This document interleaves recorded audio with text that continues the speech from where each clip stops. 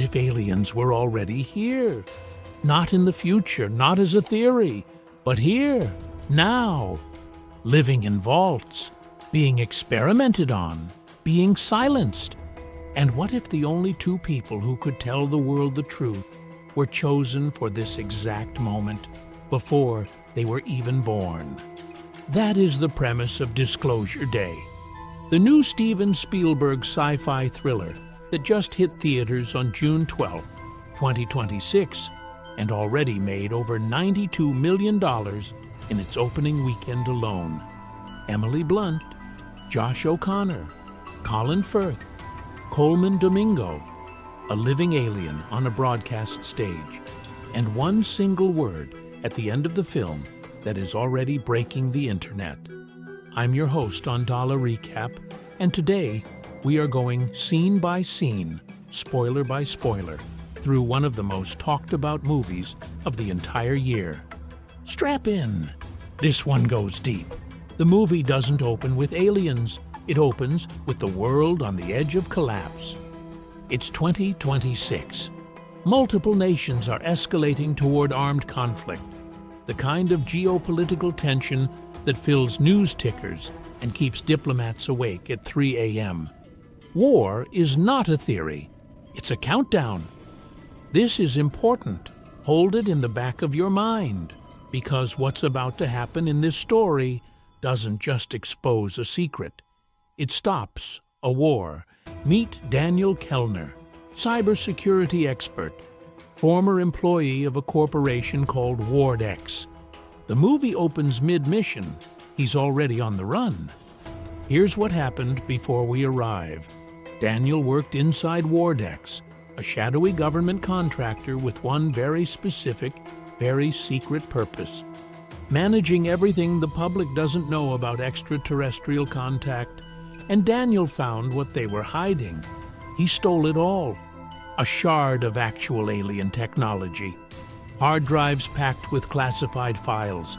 Decades of documentation proving that alien contact goes all the way back to Roswell, 1947. Not a weather balloon. Not a military experiment. Contact. When WardX CEO Noah Scanlon, played with cold reptilian precision by Colin Firth, discovered the breach, he did what corporations do when something threatens their power. He grabbed leverage. He kidnapped Daniel's girlfriend, Jane Blankenship, played by Eve Hewson. The movie opens on the exchange. Daniel on one side of the bridge, Scanlon's men on the other. Files for Jane. Standard hostage deal. But Daniel doesn't do standard. He hands over a decoy, takes Jane, takes the backpack full of stolen files, and runs. Scanlon watches from the other end of the bridge, realizing in real time that he just got played. The manhunt begins, and it is not subtle. On the other side of the country, in Kansas City, nothing appears wrong. Margaret Fairchild is a television meteorologist. Emily Blunt plays her with a kind of measured calm that you slowly realize is something more than composure. It's the stillness of someone who doesn't yet know what they are. One morning, a cardinal flies into her home, not through an open window by accident. It comes in, lands, and stares at her intently. Too long to be random. Then it leaves. Margaret stands there trying to shake the feeling that something just shifted. That shift shows up the next day. Live on air. Mid-forecast, mid-sentence, Margaret stops. Her mouth keeps moving, but the sounds coming out are not English, not any human language. Clicks, tones, binary-like patterns. The kind of sounds that have no business coming from a woman who grew up in Missouri. Her director cuts the feed. Too late. The clip is already uploading. By the time she walks off set, it has millions of views and a trending hashtag. And inside WardX, the language identification systems have already flagged it. Because Wardex recognizes exactly what she just spoke. It's extraterrestrial, and Scanlon now has two problems instead of one. Daniel and Jane go underground. The safest place Jane knows, a convent where she has history. Before she was Daniel's girlfriend, Jane was on a completely different path. She was training to be a nun, a novitiate. She left. The reasons are complicated, but the monastery still opens its doors. Sister Mora takes them in without questions. Here, we get the film's most unexpected emotional layer, Jane's faith. She is not a woman without belief. She is a woman with deep, genuine belief who is now sitting inside a conspiracy proving that non-human life exists and has been imprisoned and experimented on by a corporation. She grips her crucifix like it's the only fixed point in a world that's come loose. The question the movie starts asking, quietly, in the background of the chase, is whether the existence of aliens destroys faith or whether it's possible for both truths to coexist. Spielberg doesn't answer it yet. He just plants it. Meanwhile, Daniel maps everything out. He knows exactly what Wardex has been doing. He wants to go public. Not to a single journalist, to everyone, all at once, the whole world at the same time. Margaret was given something more intuitive, emotional translation, empathy that could extend beyond species, the ability to feel what something non-human is feeling and find the words for it. They weren't chosen randomly. They were chosen specifically. Two halves of one function. Daniel receives the message. Margaret translates it into something human hearts can hold. The unusual animals that appeared throughout their lives, the cardinal, a deer, other strange encounters they'd each written off as coincidences, were messengers, check-ins, the alien species tracking their development, making sure the preparation had taken. They were always going to end up here. The plan is Margaret's idea. It's the only place she has unquestionable authority. Her own station, her own broadcast. If they can commandeer the feed and upload Daniel's decrypted Wardex files simultaneously, the signal goes global before anyone can stop it. News servers in every country, 80 years of evidence, footage of alien captives, documentation of experiments, the full timeline of contact since 1947. Everything Wardex spent decades suppressing, sent to every screen on Earth in under 60 seconds. Daniel begins uploading the files. Hugo's team secures the building perimeter. Wardex closes in from every direction. Scanlon appears, not outside, inside. He walks through the front door of Margaret's station like he owns it, because for years, everyone like him has owned everything. He orders his team to cut the power grid. Not the station, the grid. The entire city block goes dark. The backup generators go dark. The upload dies midstream. Silence, black. And then the door opens.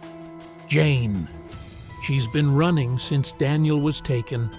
She didn't get on a helicopter. She didn't wait for extraction. She followed the same visions that guided Margaret, found her way to the station, and walked through the chaos with the alien device she grabbed from Daniel's bag. Margaret takes it. She channels the device's energy directly into the station's infrastructure. The screens flicker. The servers restart. The upload resumes. Scanlon watches. He could fight. He could order his men to burn the building down.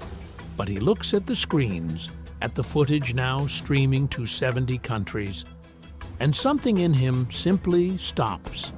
His whole life's work has just left the building, and there is nothing left to protect.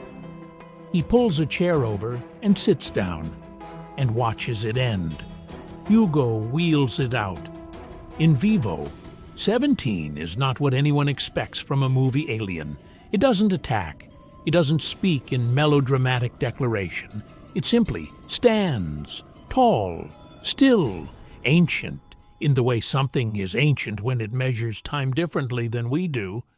The global audience watching the broadcast sees it, and everything goes very, very quiet.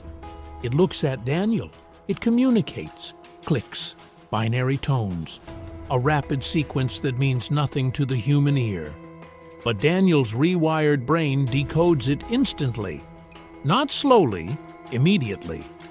The math clicks into place, the way 2 + 2 clicks into place. He listens, he processes. He turns to Margaret.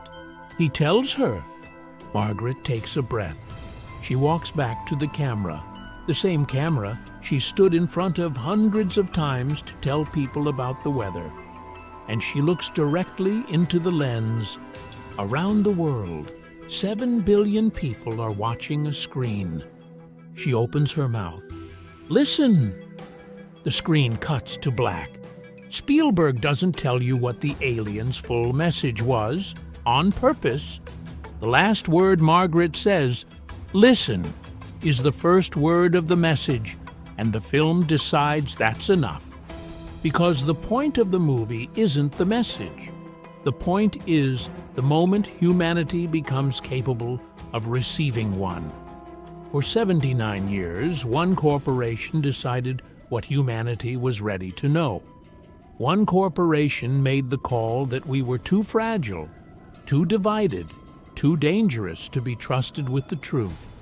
And what Disclosure Day argues, across 2 hours of chase scenes and psychic showdowns and a woman speaking alien language on live TV, is that the gatekeepers were always more afraid of us than they were protecting us. The war that was escalating in the background? It stops. Not because of diplomacy, because every nation's population just watched the same thing at the same time. And suddenly, the thing they were about to fight each other over felt very small. Jane's fate is left ambiguous. We don't see her come out of the rubble. We don't need to. What she did was enough, and the film lets her sacrifice stand without resolution, which is either beautiful or brutal depending on how you're sitting with it. And Daniel and Margaret, Spielberg frames them explicitly as Adam and Eve, not romantically, cosmically, the first 2 humans to truly communicate with another intelligence. The world that exists after the broadcast is a fundamentally different world than the one that existed before it. The sequel is coming, the alien said more. In one word, we just don't know what yet. That was Disclosure Day, Steven Spielberg's 37th feature film, and honestly, one of his best in years. A conspiracy thriller that earns every one of its big swings. Emily Blunt is a force from the first frame to the last. Josh O'Connor plays nervous energy and moral conviction at the same time in a way that shouldn't work, but completely does. And Colin Firth as Scanlon is genuinely chilling. Quiet, institutional evil, the kind that's far scarier than loud evil. Don't forget to like, subscribe, and hit the bell so you never miss a recap. This is Dala Recap. See you in the next one.